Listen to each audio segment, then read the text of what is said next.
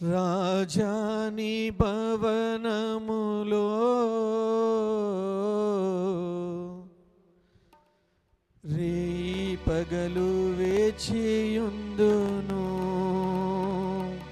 యేసు రాజా నీ సన్నిధిలో వేచి ఉండాలని ఆశపడుతుంది.